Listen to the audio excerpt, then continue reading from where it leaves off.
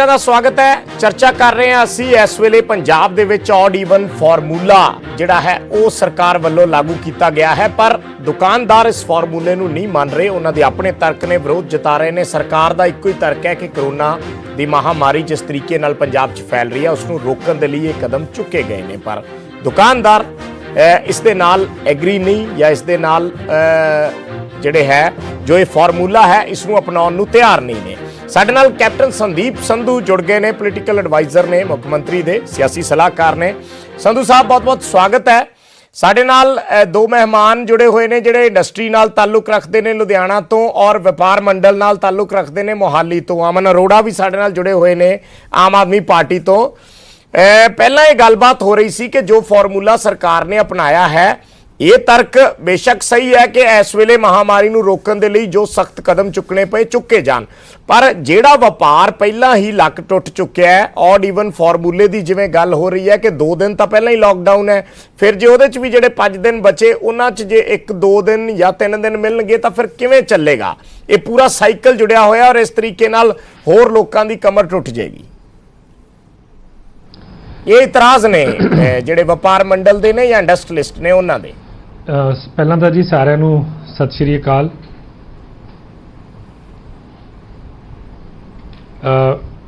ਵਿਜੇਪਾਲ ਜੀ ਤੁਸੀਂ ਇਹ ਸਾਰੇ ਸਵਾਲ ਕੀਤੇ ਹੈਗੇ ਆ ਔਰ ਇੰਡਸਟਰੀ ਦੇ ਜਿਹੜੇ ਹੈਗੇ ਆ ਰਿਪਰੈਜ਼ੈਂਟ ਕਰਦੇ ਇੰਡਸਟਰੀਜ਼ ਨੂੰ ਉਹਨਾਂ ਦੇ ਵੀ ਬੈਠੇ ਹੈਗੇ ਇੱਥੇ ਡਿਬੇਟ ਚ। ਅਮਨ ਜੀ ਸਾਡੇ ਐਮਐਲਏ ਸੁਨਾਮ ਤੋਂ ਉਹ ਵੀ ਇਸੇ ਡਿਬੇਟ ਦੇ ਵਿੱਚ ਹੈਗੇ ਆ।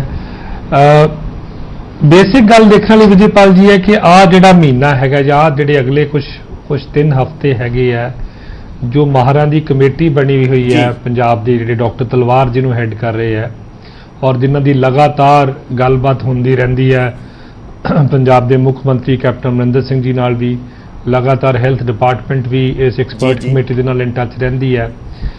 उन्हां दे जिहड़ी उन्हां ने जिस तरीके दी उन्होंने को तकनीकी जी चीज़ अवेलेबल है उस मुताबिक 15 सितंबर तक जोड़े हालात हैगे आपां बड़े क्लोजली मोनीटर करने पैणगे ते वॉच करने पैणगे।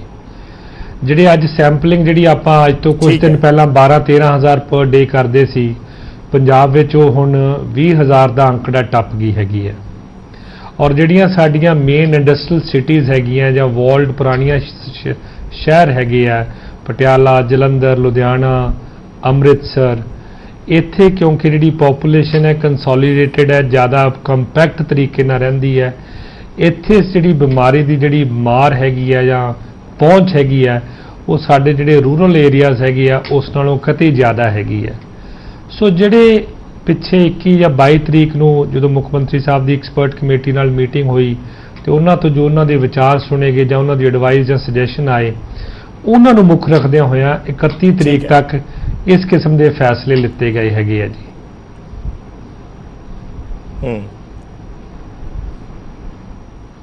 नहीं पर संधू साहब इहदे ते इतराज कई सारे ने, मतलब या तो एक ये भी प्रतिक्रम आया जिवें इंडस्ट्रीलिस्ट ने साडे नाल कुलार साहब जुड़े हुए ने लुधियाना तो वो कहंदे कि इस नालों तो फिर तुसीं 15 दिन जे चेन ही तोड़नी है या आपां नूं लगदा है कि इस वेले एक पीक पीरीयड दे विच आपां एंटर कर गए हैं तो फिर 15 दिन का सीधा ही लॉकडाउन ला दिओ। विजयपाल जी इस तरह है कि जो आप मार्च के उदों लॉकडाउन या करफ्यू लाया सी कंप्लीट जिन्हों आप कहते हैं तो जो उस आप बाहर निकले सी तो आपको एक समा लग्या सी हौली हौली हौली करके आप चीज़ां दी दोबारा शुरुआत की सी। अज जिहड़ा ये फैसला है जिहड़ा पार्शल जिहड़ा वीकेंड मैं जिन्हों कहां भी वीकेंड लॉकडाउन जिहड़ा रखिया है वो बेसिक उहदा यही है तरीका कि 31 तरीक तक इस बीमारी के लक्षणों नूं जां किस किस्म का इसका इफैक्ट होंदा है अगले कुछ दिनों उन्होंने देखते हुए ये फैसले 31 तरीक तक किए गए हैं। और जे लग्या कि वाकई इस किस्म का माहौल बनता जा रहा है कि जरूरत हैगी है होर सख्त कदम चक्कण दी जिहदे जिवें तुसीं दस्सिया भी कंप्लीट लॉकडाउन की गल कीती तो वह भी जिहड़ी स्थिति है माहरां नाल गलबात करके मुख मंत्री साहब उस ते भी फैसला लैणगे। पर ये अज के दिन के विजयपाल जी बड़ा एक फाइन बैलेंस जहा मेनटेन करने की कोशिश की जा रही है कि जी इकनॉमिक एक्टिविटी हैगी है उन्होंने बिल्कुल ही स्टैंड स्टिल ना कर दिता जाए। देखो पिंडां दे विच जिहड़ी रूरल अपनी बैल्ट है ਉੱਥੇ ਤਕਰੀਬਨ ਸਾਰੇ ਕੰਮ ਚੱਲ ਰਹੇ ਹੈਗੇ ਆ, ਭਾਵੇਂ ਪਿੰਡਾਂ ਦੇ ਵਿੱਚ ਵਿਕਾਸਾਂ ਦੇ ਕੰਮ ਲੈ ਲਈਏ ਜਾਂ ਕੋਈ ਜਿਹੜੇ ਲੋਕਾਂ ਦੇ ਆਪਦੇ ਪਿੰਡਾਂ ਦੇ ਵਿੱਚ ਕੋਈ ਕੰਮਕਾਜ ਹੈਗੇ ਉਹ ਚੱਲ ਰਿਹਾ, ਔਰ ਸ਼ਹਿਰਾਂ ਦੇ ਵਿੱਚ ਵੀ ਜਿਹੜੀ ਇੰਡਸਟਰੀਅਲ ਜਿਹੜੀ ਯੂਨਿਟਸ ਹੈਗੀਆਂ ਉਹਨਾਂ ਤੇ ਇਸ ਚੀਜ਼ ਦਾ ਇੰਪੈਕਟ ਹੈ ਨਹੀਂ। ਹਾਂ, ਜਿਹੜੀਆਂ ਸ਼ਾਪਸ ਹੈਗੀਆਂ, ਜਿਹੜੀਆਂ ਸਿਟੀ ਦੇ ਵਿੱਚ ਦੁਕਾਨਾਂ ਹੈਗੀਆਂ, ਉਹ ਵੀ ਇੱਕ ਬਹੁਤ ਵੱਡਾ ਉਹਦੇ ਜ਼ਰੀਏ ਰੋਜ਼ਗਾਰ ਚੱਲਦਾ ਹੈਗਾ, ਉਹਨਾਂ ਦੇ ਉੱਤੇ ਇਸ ਕਿਸਮ ਦਾ ਇਹ ਜਿਹੜਾ ਹੈਗਾ, ਕਿਉਂਕਿ ਭੀੜ ਭੜੱਕੇ ਵਾਲਾ ਜਿਹੜਾ ਸਿਸਟਮ ਬਣਿਆ ਰਹਿੰਦਾ, ਉਸ ਨੂੰ ਉੱਥੇ ਥੋੜੀ ਜਿਹੀ ਠੱਲ ਪਾਉਣ ਲਈ ਇਹ ਫੈਸਲੇ ਲਿੱਤੇ ਗਏ ਹਨ।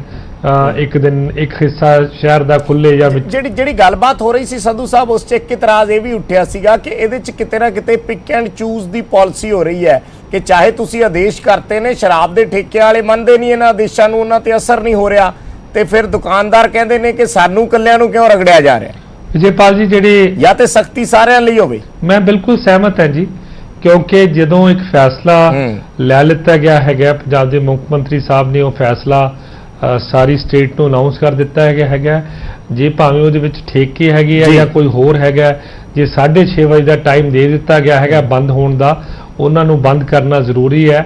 ਔਰ ਜੇ ਇਸ ਕਿਸਮ ਦੇ ਕਿਤੇ ਕੋਈ ਇਸ ਕਿਸਮ ਦੀ ਸ਼ਿਕਾਇਤ ਜਾਂ ਇਨਫੋਰਮੇਸ਼ਨ ਅਵੇਲੇਬਲ ਹੈਗੀ ਆ, ਮੇਰੀ ਬੇਨਤੀ ਹੈ ਕਿ ਉੱਥੋਂ ਦੇ ਜਿਹੜੇ ਆਫੀਸਰ ਸਾਹਿਬਾਨ, SSP, DC ਜਾਂ ਕਮਿਸ਼ਨਰ ਜਿਹੜੇ ਵੀ ਹੈ, ਉਹਨਾਂ ਤੱਕ ਪਹੁੰਚਾਈ ਜਾਓ ਔਰ ਜਾਂ ਪਹੁੰਚਾਈ ਜਾਵੇ, ਤਾਂ ਕਿ ਜਿਹੜਾ ਵੀ ਕੋਈ ਇਸ ਗੱਲ ਦੀ ਉਲੰਘਣਾ ਕਰਦਾ ਉਸ ਤੇ ਜਿਹੜਾ ਸਖਤ ਜਿਹੜਾ ਹੈਗਾ ਇੱਕ ਉਹ ਕੀਤਾ ਜਾਵੇ। ਠੀਕ ਹੈ। ਮੈਂ ਸਰਬਜੀਤ ਪਾਰਸ ਜੀ ਕੁਝ ਕਹਿਣਾ ਚਾਹ ਰਹੇ ਆ, ਉਹਨਾਂ ਤੇ ਕਮੈਂਟ ਲੈਣਾ, ਫਿਰ ਅਮਨ ਜੀ ਆ ਰਿਹਾ ਤੁਹਾਡੇ ਕੋਲ। ਜੀ ਸਰਬਜੀਤ ਜੀ, ਤੁਸੀਂ ਸੁਣ ਲਿਆ ਕੈਪਟਨ ਸੰਦੀਪ ਸੰਧੂ ਹੋਰਾਂ ਨੂੰ ਜੋ ਤਰਕ ਦੇ ਰਹੇ ਨੇ ਕਿ ਚੁਣੌਤੀ ਸਰਕਾਰ ਦੇ ਸਾਹਮਣੇ ਹੈ ਕਿ ਇੱਕ ਤੇ ਕਰੋਨਾ ਦੇ ਉੱਪਰ ਜਿਹੜਾ ਹੈ ਉਸ ਤੇ ਫਤਿਹ ਪਾਉਣੀ ਹੈ ਜਾਂ ਉਸ ਨੂੰ ਰੋਕਣਾ ਹੈ ਇਸ ਮਹਾਮਾਰੀ ਨੂੰ, ਔਰ ਦੂਸਰਾ ਜਿਹੜਾ ਕਾਰੋਬਾਰ ਦਾ ਪਹੀਆ ਹੈ ਉਸ ਨੂੰ ਵੀ ਇੱਕ ਤਰੀਕੇ ਨਾਲ ਚੱਲਦਾ ਰੱਖਣਾ, ਇਸ ਕਰਕੇ ਬੈਲੈਂਸ ਮੇਨਟੇਨ ਕਰਨ ਦੀ ਚੁਣੌਤੀ ਹੈ। ਮੁਕੰਮਲ ਲਾਕਡਾਊਨ ਤਾਂ ਫਿਰ ਅਖੀਰ ਤੇ ਜੇ ਵਰਸਟ ਸਿਚੁਏਸ਼ਨ ਹੋਗੀ ਤੇ ਫਿਰ ਕਰਨਾ ਹੀ ਪੈਣਾ ਜੀ। ਚਲੋ, ਅਸੀਂ ਸਰਕਾਰ ਦਾ ਪਿਛਲੇ 4 ਮਹੀਨੇ ਤੋਂ ਪ੍ਰੋਪਰ ਸਾਥ ਦਿੰਦੇ ਆ ਰਹੇ ਹਾਂ। ਅਸੀਂ ਵਪਾਰੀਆਂ ਨੇ 4 ਮਹੀਨੇ ਦਾ ਪਿਛਲਾ ਰਿਕਾਰਡ ਚੁੱਕ ਲਓ, ਕਦੀ ਵੀ ਕੋਈ ਗੱਲ ਕੀਤੀ ਹੋਵੇ, ਅਸੀਂ ਪਤਾ ਨਹੀਂ ਕਿੰਨੇ ਔਖੇ ਟਾਈਮ ਚੋਂ ਅੱਜ ਗੁਜ਼ਰ ਰਹੇ ਹਾਂ। ਵਪਾਰ ਦਾ ਲੱਕ ਤੋੜ ਕੇ, ਕਾਰੋਬਾਰ ਦਾ ਫਾਈਨੈਂਸ਼ੀਅਲੀ ਲੱਕ ਤੋੜ ਕੇ ਆਪਾਂ ਕਰੋਨਾ ਤੇ ਫਤਿਹ ਨਹੀਂ ਪਾ ਸਕਦੇ। ਉਹ ਮੈਂ ਤੁਹਾਨੂੰ ਪਹਿਲੇ ਦੱਸਿਆ, ਲੋਕ ਸ਼ਾਇਦ ਕਰੋਨਾ ਨਾਲ ਘੱਟ ਮਰਨ ਤੇ ਭੁੱਖਮਰੀ ਨਾਲ ਜ਼ਿਆਦਾ ਮਰਨ। ਔਰ ਤੁਸੀਂ ਇਹ ਸੰਧੂ ਸਾਹਿਬ ਕਹਿ ਰਹੇ ਨੇ, ਮੈਂ ਇਹਨਾਂ ਦੇ ਧਿਆਨ 'ਚ ਲਿਆਉਣਾ ਚਾਹੁੰਦਾ ਕਿ ਠੇਕਿਆਂ ਵਾਸਤੇ ਅਸੀਂ ਪਿਛਲੇ 3 ਦਿਨ ਤੋਂ ਲਗਾਤਾਰ ਵੀਡੀਓ ਭੇਜ ਰਹੇ ਹਾਂ ਵੀ ਇਹ ਠੇਕੇ ਦੇਖੋ ਰਾਤ ਦੇ 12 ਵਜੇ ਤੱਕ ਖੁੱਲੇ ਆ। ਪਿਕ ਐਂਡ ਚੂਜ਼ ਤੁਸੀਂ ਸਰਕਾਰ ਕਰ ਰਹੀ ਹੈ, ਪ੍ਰਸ਼ਾਸਨ ਕਰ ਰਿਹਾ। ਜਾਂ ਮੁਹਾਲੀ ਦਾ ਇੱਕ ਮੈਂ ਤੁਹਾਡੀ ਨੋਟਿਸ 'ਚ ਲਿਆਉਣਾ ਚਾਹੁੰਦਾ ਕਿ ਇੱਕਾ ਦੁੱਕਾ ਨਹੀਂ, ਪੂਰੇ ਡਿਸਟ੍ਰਿਕਟ ਮੁਹਾਲੀ ਜਿੱਥੇ ਅਸੀਂ ਬੈਠੇ ਹਾਂ, ਸਾਰੇ ਸਰਾਊਂਡਿੰਗ ਆਲੇ ਦੁਆਲੇ ਰਾਤ 12 ਵਜੇ ਤੱਕ ਠੇਕੇ ਖੁੱਲਦੇ ਆ, ਔਰ ਸਭ ਨੂੰ ਪਤਾ ਠੇਕੇ ਖੁੱਲਦੇ ਆ। ਔਰ ਖਾਲੀ ਵਪਾਰੀ ਇਸ ਗੱਲ ਤੋਂ ਬਹੁਤ ਪਰੇਸ਼ਾਨ ਹੈ ਕਿ ਡੰਡਾ ਸਿਰਫ ਵਪਾਰੀਆਂ ਤੇ ਨਹੀਂ ਚੱਲੇਗਾ। ਇੱਕ ਗੱਲ ਮੈਂ ਹੋਰ ਦੱਸਣੀ ਚਾਹੁੰਦਾ ਕਿ ਹੁਣੇ ਮੇਰੇ ਦੁਕਾਨ, ਮੇਰੇ ਜਿਹੜੀ ਮਾਰਕੀਟ ਹੈ ਜਿੱਥੇ, ਉੱਥੇ ਪੁਲਿਸ ਅਫਸਰ ਆਏ ਆ ਹੁਣੇ, ਔਰ ਕਹਿ ਕੇ ਗਏ ਆ ਦੁਕਾਨਾਂ, ਸਾਰੇ ਦੁਕਾਨਦਾਰ ਬਾਹਰ ਖੜੇ ਆ ਮੇਰੀ ਸ਼ਾਪ ਦੇ, ਵੀ ਦੁਕਾਨਾਂ ਦੇ ਕੱਲ FIR ਦਰਜ ਕਰਾਂਗੇ, ਪਰਚੇ ਦਰਜ ਕਰਾਂਗੇ। ਔਰ ਮੈਂ ਦੱਸਣਾ ਚਾਹੁੰਦਾ, ਅਸੀਂ ਪਹਿਲੇ ਹੀ ਬਹੁਤ ਦੁਖੀ ਹਾਂ। ਪਰਚੇ ਦਰਜ ਕਰਨੇ ਵਪਾਰੀਆਂ ਤੇ ਕਰੋ, ਕਿਉਂਕਿ ਅਸੀਂ ਗੁਨਾਹ ਕਰ ਰਹੇ ਹਾਂ। ਇਹ ਗੁਨਾਹ ਇਹ ਕਰ ਰਹੇ ਹਾਂ ਕਿ ਅਸੀਂ ਸਰਕਾਰ ਨੂੰ ਇੰਨੇ ਸਾਲਾਂ ਦੇ ਟੈਕਸ ਪੇ ਕਰਦੇ ਆ ਰਹੇ ਹਾਂ, ਔਰ ਟੈਕਸ ਪੇਈ ਦੇ ਉੱਤੇ ਪਰਚੇ ਦਰਜ ਹੋਣਗੇ। ਵਪਾਰੀ ਇਸ ਚੀਜ਼ ਨੂੰ ਬਰਦਾਸ਼ਤ ਨਹੀਂ ਕਰੇਗਾ। ਸੰਧੂ ਸਾਹਿਬ, ਅਸੀਂ ਇਹ ਵਪਾਰੀਆਂ ਦੀ ਆਵਾਜ਼ ਆ। ਠੀਕ ਹੈ, ਮਹਾਮਾਰੀ 'ਚ ਅਸੀਂ ਤੁਹਾਡੇ ਨਾਲ ਆ, ਪਹਿਲਾਂ ਵੀ ਸਰਕਾਰ ਦਾ ਸਾਥ ਦਿੱਤਾ, ਅੱਗੇ ਵੀ ਦਿਆਂਗੇ। ਤੁਸੀਂ ਹਸਪੀਟਲਾਈਜੇਸ਼ਨ ਨੂੰ ਅਪਗ੍ਰੇਡ ਕਰੋ। ਮੇਰਾ ਖਿਆਲ ਸੰਧੂ ਸਾਹਿਬ ਤੋਂ ਜਵਾਬ ਆਪਣੇ ਕੋਲ ਸਮਾਂ ਥੋੜਾ ਹੈ, ਕਿਉਂਕਿ ਸੰਧੂ ਸਾਹਿਬ ਥੋੜਾ ਲੇਟ ਜੁੜੇ ਨੇ। ਇਹ ਸੰਧੂ ਸਾਹਿਬ, ਹੁਣ ਦੂਜੀ ਗੱਲ ਇਹ ਆ ਗਈ ਕਿ ਹੁਣ ਬਾਅਦ ਪਰਚੇ ਦਰਜ ਕਰਨ ਵਾਸਤੇ, ਜਾਂ ਜਿਵੇਂ ਪਹਿਲਾਂ ਚਲਾਨ ਦੀ ਗੱਲ ਸੀ, ਸਖਤੀ ਦੀ ਗੱਲ ਸੀ ਕਿ ਇੱਕ ਬੰਦਾ ਪਹਿਲਾਂ ਹੀ ਮਰਿਆ ਪਿਆ ਤੇ ਉੱਤੋਂ ਹੁਣ ਪਰਚੇ ਤਾਂ ਜਮਾਂ ਹੀ ਮਾਰ ਦੇਣਗੇ। ਦੇਖੋ ਵਿਜੇ ਜੀ, ਇਹਨਾਂ ਨੇ ਅੱਜ ਮੋਹਾਲੀ ਦੀ ਗੱਲ ਕੀਤੀ, ਕੁਲਾੜ ਸਾਹਿਬ ਨੇ ਅੱਜ ਹੀ ਇਸ ਚੀਜ਼ ਦੇ ਬਾਰੇ ਇਹਨਾਂ ਨੇ ਦੱਸਿਆ, ਔਰ ਅੱਜ ਹੀ ਇਸ ਦੇ ਉੱਤੇ ਐਕਸ਼ਨ ਹੋਊਗਾ, ਸੰਬੰਧਿਤ ਅਫਸਰਾਂ ਦੇ ਧਿਆਨ ਵਿੱਚ ਇਮੀਡੀਏਟਲੀ ਲਿਆਂਦਾ ਜਾਊਗਾ। ਬਿਲਕੁਲ ਇਸ ਗੱਲ ਤੇ ਮੈਂ ਸਹਿਮਤ ਹਾਂ ਕੁਲਾੜ ਸਾਹਿਬ। ਔਰ ਕੁਲਾੜ ਸਾਹਿਬ, ਤੁਹਾਡਾ ਸਾਰਿਆਂ ਦਾ ਧੰਨਵਾਦ ਵੀ ਕਰਨਾ ਚਾਹੁੰਦਾ ਹੈ ਕਿ ਮਾਰਚ ਤੋਂ ਲੈ ਕੇ ਹੁਣ ਤੱਕ ਜਿਵੇਂ ਪੂਰੇ ਪੰਜਾਬ ਦੇ ਵਾਸੀਆਂ ਨੇ ਔਰ ਇਵਨ ਪਾਰਟੀਆਂ ਨੇ ਵੀ, ਜਿਹੜੀਆਂ ਆਪੋਜੀਸ਼ਨ ਪਾਰਟੀਆਂ ਹੈ, ਸਾਰੀਆਂ ਰਾਜਨੀਤੀਆਂ ਤੋਂ ਉੱਤੇ ਉੱਠ ਕੇ ਇੱਕ ਭਰਪੂਰ ਸਮਰਥਨ ਦਿੱਤਾ ਹੈਗਾ।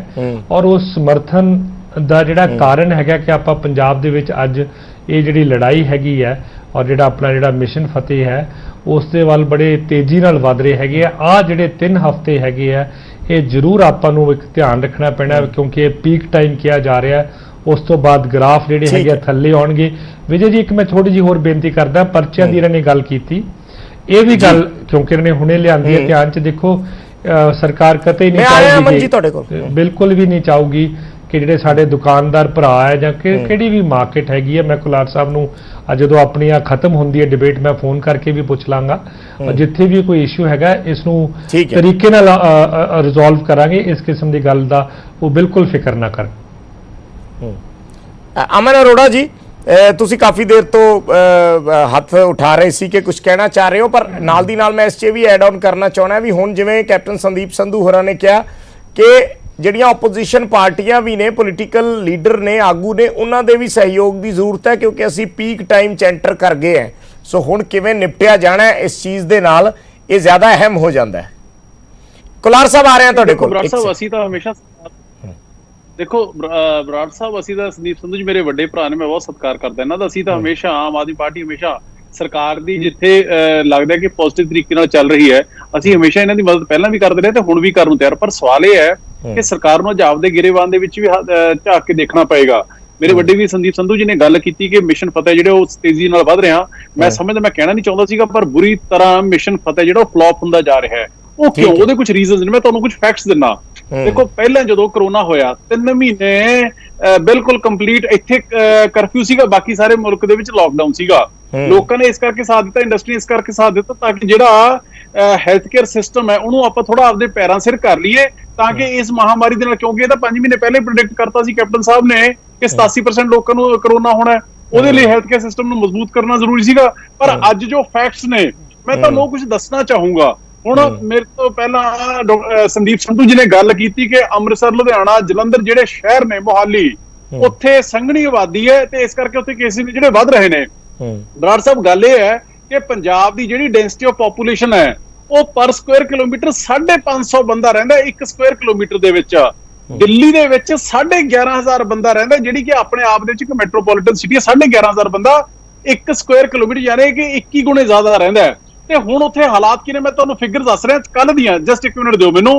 ਜਿਹੜਾ ਰਿਕਵਰੀ ਰੇਟ ਦਿੱਲੀ ਦਾ ਕੱਲ ਸੀਗਾ ਉਹ 90.20 ਸੀ ਪੰਜਾਬ ਦਾ 65% ਹੈ 65.50%। ਟੋਟਲ ਐਕਟਿਵ ਕੇਸਿਸ ਦਿੱਲੀ ਦੇ ਵਿੱਚ 11,600 ਤੇ ਇੱਥੇ ਪੰਜਾਬ ਦੇ ਵਿੱਚ 13,800। ਟੋਟਲ ਟੈਸਟ ਜਿਹੜੇ ਹੁਣ ਤੱਕ ਕੱਲ ਤੱਕ ਹੋ ਚੁੱਕੇ ਸੀਗੇ ਦਿੱਲੀ ਦੇ ਵਿੱਚ 14.5 ਲੱਖ ਪੰਜਾਬ ਦੇ ਵਿੱਚ 9 ਲੱਖ 19 ਲੱਖ। ਚਲੋ ਉਹ ਤਾਂ ਅਮਨ ਜੀ ਹੁਣ ਜਿਹੜੀ ਸਿਚੁਏਸ਼ਨ 'ਚ ਆਪਾਂ ਐਂਟਰ ਕਰ ਗਏ ਆ ਦੇਖੋ ਅੰਕੜੇ ਮੇਰੇ ਕੋਲ ਹੁਣ ਸਮਾਂ ਨਹੀਂ ਰਹਿਣਾ ਫਿਰ ਆਪਾਂ ਐਡੀ ਲੰਬੀ ਡਿਬੇਟ ਬੇਸਿਕਲੀ ਆਪਣਾ ਮਕਸਦ ਇਹ ਹੈ। ਅਮਨ ਮੈਂ ਤੁਹਾਡੀ ਗੱਲ ਸਮਝ ਗਿਆ ਦਿੱਲੀ ਉਹ ਸਿਚੁਏਸ਼ਨ 'ਚੋਂ ਲੰਘ ਗਈ ਹੈ। ਦਿੱਲੀ ਜਿਹੜੀ ਸਿਚੁਏਸ਼ਨ 'ਚ ਆਪਾਂ ਐਂਟਰ ਕਰ ਰਹੇ ਆ ਦਿੱਲੀ ਕੁਝ ਦਿਨ ਪਹਿਲਾਂ ਉਹ ਸਿਚੁਏਸ਼ਨ ਸੀ ਨਹੀਂ ਫਿਰ ਆਪਾਂ ਜੇ ਬੜਾ ਅੰਕੜੇ ਚੁਲਝ ਜਾਗੇ। ਮਕਸਦ ਤੇ ਇਸ ਵੇਲੇ ਆਪਣਾ ਜਿਹੜਾ ਵਪਾਰੀਆਂ ਦੀ ਸਮੱਸਿਆ ਹੈਗੀ ਹੈ ਕਿ ਉਹਨਾਂ ਦੀਆਂ ਦੁਕਾਨਾਂ ਜਾਂ ਉਹਨਾਂ ਦੇ ਪਰਚੇ ਨਾ ਕੱਟੇ ਜਾਣ। ਮੈਂ ਤੁਹਾਡੇ ਤੋਂ ਲਾਸਟ ਕਮੈਂਟ ਲਊਂਗਾ ਫਿਰ ਆਪਣੇ ਕੋਲੇ ਸਮਾਂ ਖਤਮ ਹੋ ਜਾਣਾ ਹੈ। ਗੁਰਮੀਤ ਸਿੰਘ ਕੁਲਾਰ ਜੀ ਕੁਝ ਕਹਿਣਾ ਚਾਹੁੰਦੇ ਆ। ਕੁਲਾਰ ਸਾਹਿਬ ਤੁਸੀਂ ਆਪਣਾ ਆਖਰੀ ਕਮੈਂਟ ਐਡ ਆਨ ਕਰੋ ਫਿਰ ਮੈਂ ਵਾਈਂਡ ਅਪ ਕਰਨਾ ਹੈ। ਮੈਂ ਇੱਕ ਸੰਧੂ ਸਾਹਿਬ ਕਹਿਣਾ ਚਾਹੁੰਦਾ ਲੁਧਿਆਣੇ ਵੱਲ ਸਪੈਸ਼ਲ ਜਿਹੜਾ ਇੰਡਸਟਰੀਅਲ ਟਾਊਨ ਆ ਉੱਥੇ ਤੁਸੀਂ ਦੇਖੋ ਕਿਸ ਤਰ੍ਹਾਂ ਜਿਹੜੇ ਬਹੁਤ ਪ੍ਰੋਮੀਨੈਂਟ ਪਰਸਨੈਲਿਟੀਜ਼ ਆ ਜਿਹੜੇ ਇੰਡਸਟਰੀਅਲਿਸਟ ਆ ਕਿ ਲੁਧਿਆਣੇ ਦੇ ਵਿੱਚ ਇਸ ਵੇਲੇ ਤੁਹਾਨੂੰ ਕਿਸੇ ਹਸਪੀਟਲ 'ਚ ਵੈਂਟੀਲੇਟਰ ਨਹੀਂ ਮਿਲ ਰਿਹਾ ਕਿਸੇ ਹਸਪੀਟਲ 'ਚ ਬੈੱਡ ਨਹੀਂ ਮਿਲ ਰਿਹਾ। ਰੋਜ਼ ਦੇ ਹਾਲਾਤ ਇੰਨੇ ਮਾੜੇ ਬਣ ਰਹੇ ਨੇ ਹਜੇ ਅਸੀਂ ਕਦੋਂ ਤੱਕ ਦਾ ਟਾਈਮ ਵੇਟ ਕਰ ਰਹੇ ਹਾਂ ਕਿ ਕਦੋਂ ਪੀਕ ਆਏਗਾ। ਇਹਦੇ ਵੱਲ ਬਹੁਤ ਜ਼ਰੂਰਤ ਹੈ ਇਸ ਵੇਲੇ ਦੇਖਣ ਦੀ ਕਿ ਜਿਹੜੇ ਹਸਪੀਟਲਸ ਦੇ ਵਿੱਚ ਬੈੱਡ ਵਧਾਏ ਜਾਣ। ਕੁੱਲ ਮਿਲਾ ਕੇ ਨਿਸ਼ਕਰਸ਼ ਇਹ ਹੈ ਕਿ ਚਾਹੇ ਅਮਨ ਅਰੋੜਾ ਹੋਰਾਂ ਦੀ ਗੱਲ ਦਾ ਆਪਾਂ ਸੰਦਰਭ ਲੈ ਲਈਏ ਜਾਂ ਹੁਣ ਕੁਲਾਰ ਸਾਹਿਬ ਜਿਹੜੀ ਗੱਲ ਕਹਿ ਰਹੇ ਨੇ ਜਾਂ ਸਰਬਜੀਤ ਪਾਰਸ ਹੋਰਾਂ ਨੇ ਜਿਹੜੀ ਗੱਲ ਕਹੀ ਹੈ ਕਿ ਇਹ ਸਮੱਸਿਆਵਾਂ ਤਾਂ ਹੈ ਹੀ ਨੇ ਪਲੱਸ ਨਾਲ ਦੀ ਨਾਲ ਜਿਹੜਾ ਵੱਡਾ ਫੋਕਸ ਆ ਉਹ ਹੈਲਥ ਸਿਸਟਮ ਤੇ ਆ ਔਰ ਸਰਕਾਰ ਉਸ ਤਰੀਕੇ ਨਾਲ ਸਿਸਟਮ ਦਰੁਸਤ ਨਹੀਂ ਕਰ ਪਾਈ ਜੇ ਪਤਾ ਸੀ ਕਿ ਸਤੰਬਰ ਮਹੀਨੇ ਤੱਕ ਇਹ ਸਥਿਤੀ ਆਉਣੀ ਹੈ। ਸੋ ਗੱਲ ਦਾ ਕਰਕਸ ਹੈ ਇਸ ਕਰਕੇ ਤੁਹਾਡੇ ਤੋਂ ਜਵਾਬ ਚਾਹੂੰਗਾ ਮੈਂ ਆਖਿਰ ਜੇਪਾਲ ਜੀ ਮੈਂ ਤੁਸੀਂ ਵੈਸੇ ਅਮਨ ਜੀ ਦੀ ਗੱਲ ਦਾ ਜਵਾਬ ਤੁਸੀਂ ਆਪ ਹੀ ਦੇ ਦਿੱਤਾ। ਦਿੱਲੀ ਦੇ ਵਿੱਚ ਜਿਹੜੀ ਪੀਕ ਟਾਈਮ ਹੈ ਉਹ ਨਿਕਲਿਆ ਹੈਗਾ। ਅੰਕੜਿਆਂ ਤੇ ਆਪਾਂ ਜਾਵਾਂਗੇ ਤੇ ਅੱਜ ਤੋਂ ਮਹੀਨਾ ਪਹਿਲਾਂ ਦੇ ਅੰਕੜਿਆਂ ਦੀ ਗੱਲ ਕਰਾਂਗੇ ਜਾਂ 2 ਮਹੀਨੇ ਪਹਿਲਾਂ ਜੋ ਦਿੱਲੀ 'ਚ ਡੈਥਸ ਹੋਈਆਂ ਜਾਂ ਗੱਲਾਂ ਕਰਾਂਗੇ ਉਹ ਕੋਈ ਸ਼ੋਭਾ ਨਹੀਂ ਦਿੰਦੀਆਂ ਤੇ ਨਾ ਹੀ ਇਹ ਅੱਜ ਦੀ ਜਿਹੜਾ ਆਪਣਾ ਟੌਪਿਕ ਹੈ ਡਿਬੇਟ ਹੈ ਇਸ ਮੁੱਦੇ ਤੇ ਹੈ।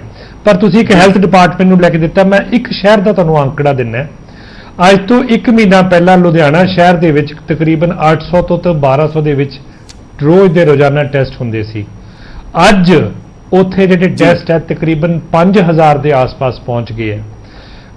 ਬੈਡਸ ਜਿਹੜੇ ਸੀ ਲੈਵਲ 2 ਦੇ, ਲੈਵਲ 1 ਦੇ ਤਾਂ ਬਹੁਤ ਅਵੇਲੇਬਲ ਹੈਗੇ ਆ। ਲੈਵਲ 2 ਦੇ ਵਿੱਚ ਜੇ ਅੱਜ ਤੋਂ 10-15 ਦਿਨ ਪਹਿਲਾਂ 400 ਬੈੱਡ ਅਵੇਲੇਬਲ ਸੀ, ਤਾਂ ਅੱਜ ਦੇ ਦਿਨ ਦੇ ਵਿੱਚ ਲੁਧਿਆਣਾ ਸ਼ਹਿਰ ਦੇ ਵਿੱਚ ਤਕਰੀਬਨ 750 ਬੈੱਡ ਲੈਵਲ 2 ਦੇ ਅਵੇਲੇਬਲ ਹੈ। ਕਹਿਣ ਦਾ ਭਾਵ ਹੈ ਤਿਆਰੀ ਨੂੰ ਲੈ ਕੇ ਜਾਂ ਪ੍ਰੀਪੇਅਰਡਨੈਸ ਨੂੰ ਲੈ ਕੇ ਜੀ ਹਰ ਸੰਭਵ ਜਿਹੜਾ ਤਰੀਕਾ ਉਹ ਵਰਤਿਆ ਜਾ ਰਿਹਾ ਹੈ। ਹੁੰਦਾ ਕੀ ਹੈ, ਕਈ ਵਾਰ ਆਪਾਂ ਸਟੈਟਿਸਟਿਕਸ ਪੂਰੇ ਨਹੀਂ ਚੱਕਦੇ। ਮੇਰੇ ਕੋਲ ਤਾਂ ਵਿਜੇ ਜੀ ਹੈਲਥ ਦੇ ਹਰ ਸ਼ਹਿਰ ਬਾਈ ਇਨਫੋਰਮੇਸ਼ਨ ਅਵੇਲੇਬਲ ਹੈਗੀ ਹੈ ਇਹਦੇ ਵਿੱਚ, ਪਰ ਗੱਲ ਉਹੀ ਆ ਜਾਂਦੀ ਹੈਗੀ ਹੈ ਕਿ ਕੁੱਲ ਮਿਲਾ ਕੇ ਚਲੋ ਕੁੱਲ ਮਿਲਾ ਕੇ ਮੈਂ ਆંકੜਿਆਂ 'ਚ ਜਾਣਾ ਨਹੀਂ ਸੰਧੂ ਸਾਹਿਬ, ਕਿਉਂਕਿ ਫਿਰ ਬਹੁਤ ਲੰਬਾ ਹੋ ਜਾਂਦਾ, ਆਪਣੇ ਕੋਲੇ ਸਮਾਂ ਘੱਟ ਹੈ। ਸੋ ਬੇਸਿਕਲੀ ਤੁਹਾਨੂੰ ਨਾਲ ਜੋੜਨ ਦਾ ਮਕਸਦ ਇਹੀ ਸੀ ਕਿ ਜਿਹੜੀਆਂ ਵਪਾਰੀਆਂ ਦੀਆਂ ਸਮੱਸਿਆਵਾਂ ਨੇ ਕਾਫੀ ਦੇਰ ਤੋਂ ਉਹਨਾਂ ਨੇ ਖੁੱਲ ਕੇ ਦੱਸੀਆਂ, ਔਰ ਇਹਨਾਂ ਨੂੰ ਐਡਰੈਸ ਕਰਨਾ ਜ਼ਿਆਦਾ ਜ਼ਰੂਰੀ ਹੈ, ਬਜਾਏ ਕਿ ਅਗਲੇ ਦਿਨਾਂ ਦੇ ਵਿੱਚ ਫਿਰ ਪਰਚੇ ਹੋਣ ਜਾਂ ਕੇਸਿਸ ਹੋਣ। ਜਿਹੜੇ ਪਹਿਲਾਂ ਹੀ ਜਿਹੜੀ ਦੁਕਾਨਦਾਰੀ ਹੈ ਉਹਦੀ ਲੱਕ ਟੁੱਟਿਆ ਪਿਆ, ਤਾਂ ਉਹਨਾਂ ਦੇ ਵਿੱਚ ਉਹਨਾਂ ਨੂੰ ਹੋਰ ਸਮੱਸਿਆਵਾਂ ਨਾ ਆਉਣ। ਔਰ ਇਹ ਜਿਹੜਾ ਬੈਲੈਂਸ ਬਣਾ ਕੇ ਚੱਲਣਾ ਹੈ ਸਰਕਾਰਾਂ ਦੇ ਸਾਹਮਣੇ ਬੇਸ਼ੱਕ ਚੁਣੌਤੀ ਹੈ, ਔਰ ਇਸ ਨੂੰ ਸਰ ਕਰਨਾ ਹੈ। ਮੇਰੇ ਕੋਲੇ ਸਮਾਂ ਖਤਮ ਹੋ ਗਿਆ, ਨਹੀਂ ਤੇ ਹੋਰ ਇਸ ਗੱਲਬਾਤ ਨੂੰ ਅੱਗੇ ਵਧਾਉਣਾ ਸੀ। ਸਾਰੇ ਮਹਿਮਾਨਾਂ ਤੋਂ ਇੱਕ ਵਾਰ ਮਾਫੀ ਚਾਹਾਂਗੇ। ਸੋ ਅੱਜ ਦੀ ਡਿਬੇਟ ਦਾ ਸਾਡਾ ਮਕਸਦ ਇਹੀ ਸੀ ਕਿ ਪਿਛਲੇ ਕਈ ਦਿਨਾਂ ਤੋਂ ਇਹ ਚਰਚਾ ਚੱਲ ਰਹੀ ਹੈ। ਦੁਕਾਨਦਾਰ ਕਹਿ ਰਹੇ ਨੇ ਆਡ ਈਵਨ ਸਾਨੂੰ ਸੂਟ ਨਹੀਂ ਕਰ ਰਿਹਾ, ਸਾਡੀ ਹੋਰ ਦੁਕਾਨਦਾਰੀ ਖਰਾਬ ਹੋ ਜਾਏਗੀ, ਸਾਡੇ ਤੇ ਇਕਨੋਮਿਕ ਸਮੱਸਿਆ ਜਿਹੜੀ ਹੈ ਉਹ ਜ਼ਿਆਦਾ ਵੱਧ ਜਾਏਗੀ। ਔਰ ਸਰਕਾਰ ਦੀ ਇਸ ਵੇਲੇ ਚੁਣੌਤੀ ਹੈ ਕਿ ਕਿਵੇਂ ਉਸਨੇ ਇਸ ਨੂੰ ਬੈਲੈਂਸ ਕਰਕੇ ਚੱਲਣਾ ਹੈ। ਅਗਲੇ ਦਿਨਾਂ ਦੇ ਵਿੱਚ ਕੋਸ਼ਿਸ਼ ਕਰਾਂਗੇ ਇਸ ਇਸ਼ੂ ਨੂੰ ਹੋਰ ਜ਼ਿਆਦਾ ਵੱਡੇ ਸੰਦਰਭ ਦੇ ਵਿੱਚ ਐਡਰੈਸ ਕੀਤਾ ਜਾ ਸਕੇ। ਅੱਜ ਦੀ ਇਸ ਪ੍ਰਾਈਮ ਟਾਈਮ ਡਿਬੇਟ ਦੇ ਵਿੱਚ ਫਿਲਹਾਲ ਇੰਨਾ ਹੀ। ਮੈਨੂੰ ਦਿਓ ਇਜਾਜ਼ਤ, ਧੰਨਵਾਦ।